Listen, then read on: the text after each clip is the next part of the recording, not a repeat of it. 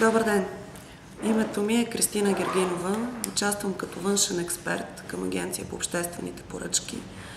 По професия съм юрист и икономист. Имам две висшите образования. Поканена съм от Българска асоциация на безконтрол операторите да проведеме семинар на тема често допускани грешки от страна на възложители и изпълнители при провеждане на обществени поръчки по Закона за обществените поръчки. Грешките са изключително много, както от страна на самите възложители, изобщо при провеждане на процедурата, тъй като повечето възложители не е тайна за никой от нас, че поръчките се правят именно с една определена цел да се избере определен кандидат. Това са грешки, които могат да бъдат поправени от вас в качеството ви на изпълнители.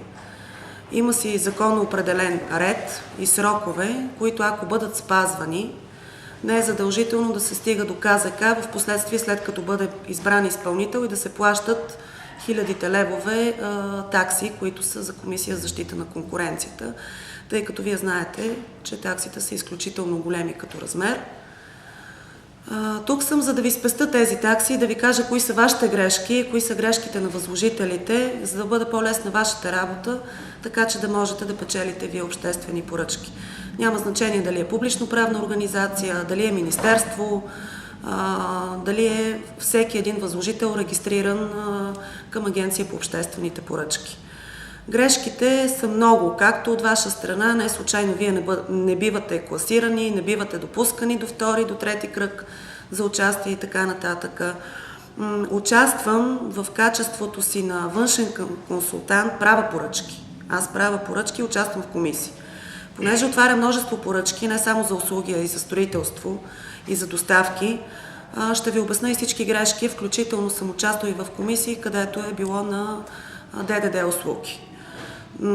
Много от кандидатите в качеството им на изпълнители са били отстранявани още на етап отваряне на плик 1, поради допуснати грешки от тяхна страна. Пак казвам, не е задължително да изчаквате цялата процедура да мине, да бъде избран някакъв изпълнител, за да обжалвате процедурата. Това може да го направите на много по-ранен етап. Пък и вие можете сами да си спестите в качеството ви на едни евентуални изпълнители грешките, непредставянето на всички документи, така че да бъдете избрани. Ясно е, че процедурите в по-голямата си част се правят за определени изпълнители, но това вие можете да си го обжалвате, като видите някои от нарушенията, за които ще коментираме по-нататък в беседата. Благодарим.